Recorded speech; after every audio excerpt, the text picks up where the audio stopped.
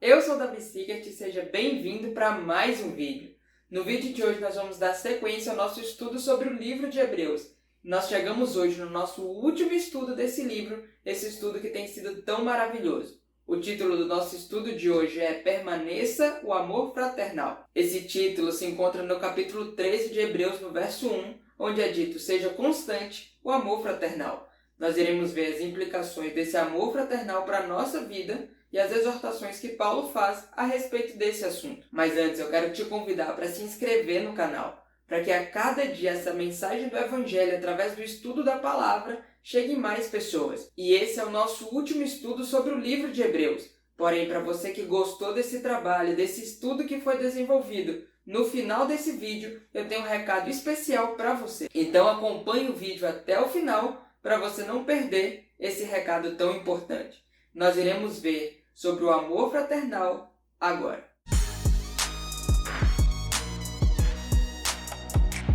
O nosso estudo de hoje vai ser sobre especialmente o capítulo 13 do livro de Hebreus. Aqui Paulo está apresentando a conclusão do seu sermão. E ele faz um apelo para que o amor fraternal seja constante. Ao longo de todo o livro de Hebreus, Paulo já fez diversas exortações envolvendo para que os cristãos, um ao outro, se animassem. E aqui no nosso estudo sobre o livro de Hebreus, no capítulo 13, vai destacar a importância desse cuidado, mas além disso vai demonstrar exemplos práticos de como é demonstrado o amor fraternal. Antes de tudo, a base para que esse amor fraternal exista e seja demonstrado é que Cristo Jesus, nosso Senhor e Salvador, não se envergonhou de ser chamado nosso irmão. É a partir de Cristo Jesus que nós demonstramos esse amor fraternal um pelos outros. No capítulo 25 do Evangelho de Mateus, Cristo Jesus faz um apelo para que a gente demonstre o amor um pelos outros. E ele ainda acrescenta que quando nós demonstramos amor pelos nossos irmãos, estamos fazendo isso a ele próprio. Portanto, é com base nesse amor fraternal demonstrado por Cristo Jesus a cada um de nós que nós replicamos isso aos outros. E no capítulo 13 do livro de Hebreus, isso é traduzido em exemplos práticos daquilo que nós devemos fazer.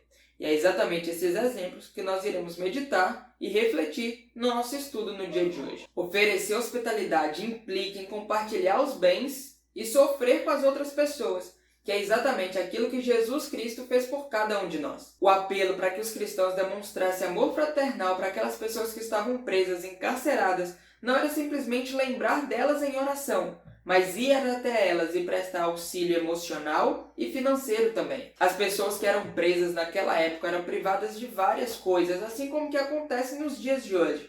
Porém, a situação era ainda mais caótica, muitos deles eram privados até mesmo do alimento. Os cristãos daquela época então demonstravam esse amor fraternal, indo até aquelas pessoas, compartilhando do seu tempo, acolhendo aquelas pessoas ali na prisão, prestando esse suporte emocional, mas também despendiam dos próprios recursos para alimentar aquelas pessoas que estavam presas. Os cristãos fizeram isso por vários séculos, até no 4º século depois de Cristo é demonstrado e retratado cristãos com essa atitude. Vale ressaltar que os cristãos que ofereciam esse apoio, esse suporte às pessoas que estavam presas, se tornavam de certo modo coparticipante delas. E além disso, elas sofriam um julgamento social por estar se associando com as pessoas presas. Esse apelo para que se demonstre amor fraternal em forma de hospitalidade para pessoas que estão em situação de vulnerabilidade implica para que a gente trate as pessoas que estão nessas situações da forma que nós gostaríamos de ser tratados se nós nos encontrássemos nela. Por isso, nós, no dia de hoje, devemos tomar esse mesmo tipo de atitude, não somente lembrar das pessoas que estão sofrendo em oração,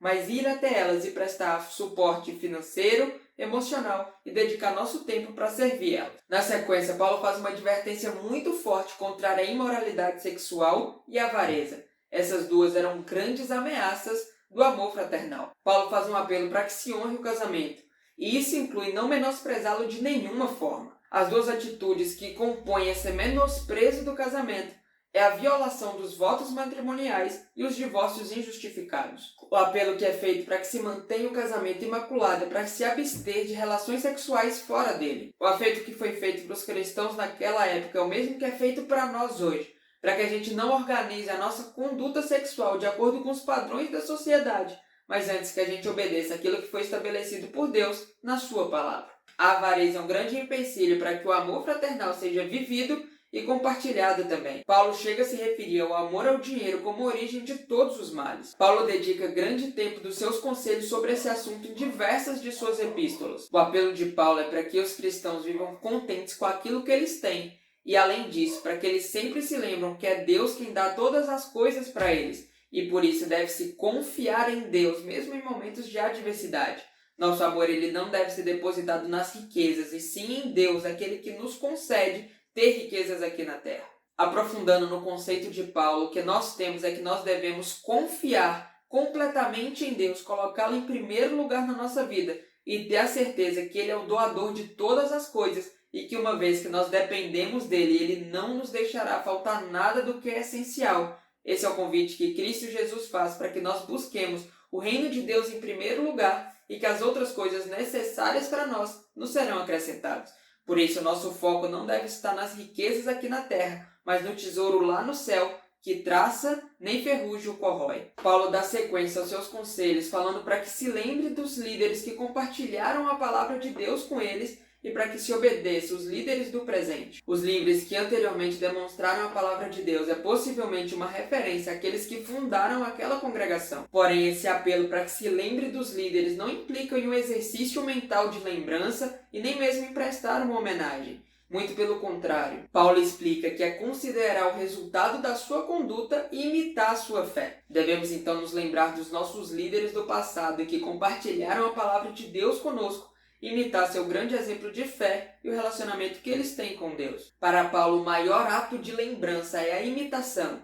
E grandes homens de Deus que compartilham a palavra conosco, que nos dirigem na igreja, precisam ser lembrados no sentido que nós devemos imitar aquilo que é bom deles. O que Paulo está fazendo aqui é um acréscimo à lista dos heróis da fé do capítulo 11 e o exemplo de Cristo Jesus no capítulo 12. Nós precisamos incorporar esses grandes exemplos de fé e imitá-los na nossa vida hoje, tendo sempre por base Cristo Jesus, o autor e consumador da nossa fé. Nós já tivemos um estudo sobre isso, e se você perdeu, vai estar aparecendo aqui no card desse vídeo, para que você possa conferir. Os crentes são exortados a obedecer os seus líderes por pelo menos 3 motivos. Em primeiro lugar, eles são subpastores que seguem o exemplo de Cristo Jesus, o nosso grande pastor. Em segundo lugar, nós somos chamados a obedecer os líderes porque eles cuidam das pessoas, eles cuidam do seu rebanho. E em terceiro lugar, são os líderes que protegem a congregação das falsas doutrinas. Esse é um papel essencial de um líder que está realmente conectado com Deus,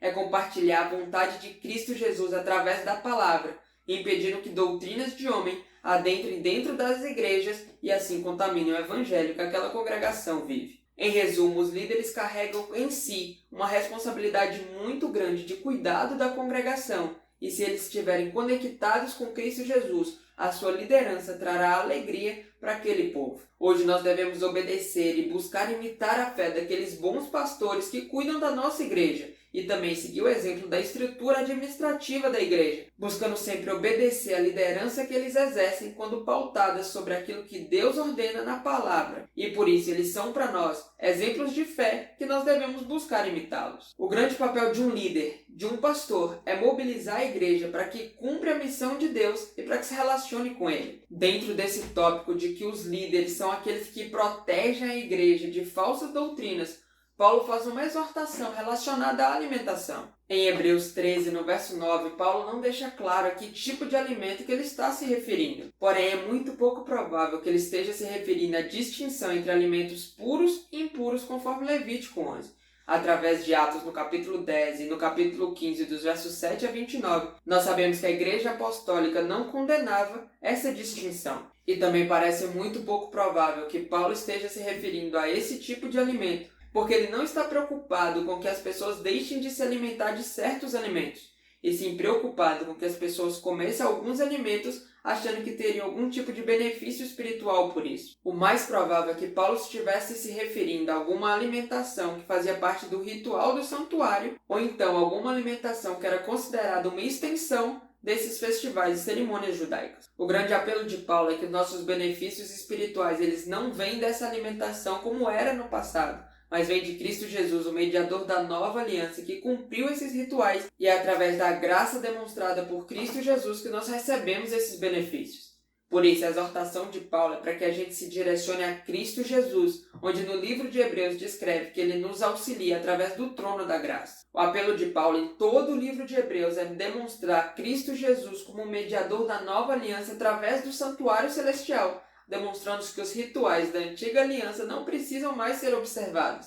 Isso se encontra aqui mais uma vez, onde Paulo novamente nos direciona a olhar Cristo Jesus como o mediador da nova aliança, que nos estende os benefícios que ele mesmo recebe a partir do trono da graça. O último elemento a ser destacado no nosso estudo de Hebreus do dia de hoje é o ir até Jesus fora do acampamento. Dos conceitos do Antigo Testamento, fora do acampamento, fora dos portões, era o lugar mais impuro que existia. Era ali onde os cadáveres dos animais de sacrifício eram queimados. Era para lá que os leprosos eram levados e onde os blasfemadores e outros criminosos eram executados também. Esses regulamentos pressupunham que dentro do acampamento era onde a presença de Deus estava, porque onde Deus está não pode ter nada impuro nem contaminado. Esses regulamentos pressupunham que a presença de Deus estava dentro do acampamento, e assim qualquer coisa impura era lançada fora do acampamento, porque onde Deus está não pode haver nada impuro nem indecente. É interessante notar que Jesus sofreu fora de Jerusalém. Foi fora de Jerusalém que ele foi crucificado e executado. Isso aumenta ainda mais a vergonha e humilhação que ele passou ao se entregar por cada um de nós.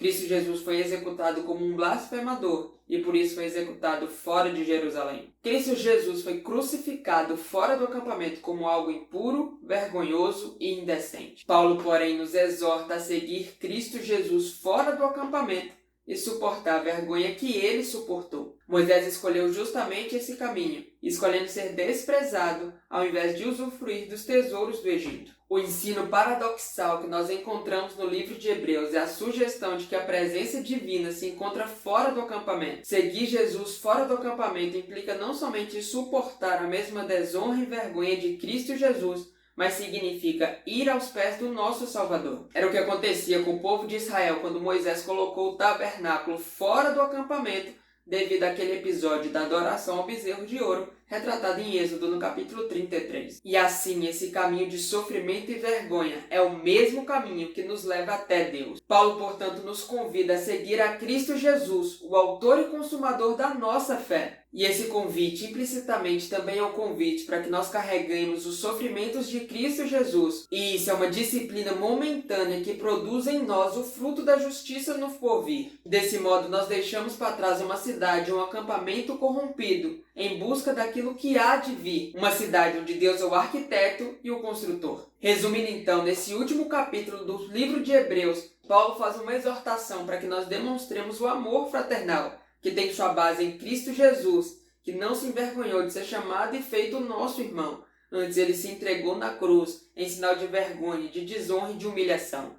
Nós devemos ir até Cristo Jesus, suportar junto com ele essa vergonha e humilhação, mas principalmente entendendo que esse caminho nos leva até Cristo Jesus, nosso Senhor e nosso Salvador. Com base no amor que Cristo demonstrou por cada um de nós, nós devemos assim agir, demonstrando esse amor fraternal a todas as pessoas que nós entremos em contato. Isso significa nos abster da imoralidade sexual, da avareza e de qualquer meio para receber uma bênção divina, que não a graça de Cristo Jesus, demonstrada lá na cruz por nós. Então nós recebemos esse convite para irmos até Jesus fora do acampamento e recebemos esse amor fraternal, demonstrando às outras pessoas em atos de serviço e de amor, e também a pregação do Evangelho para aquelas pessoas que ainda não conhecem a realidade do Salvador tão grandioso que nós temos, Cristo Jesus, o autor e consumador da nossa fé.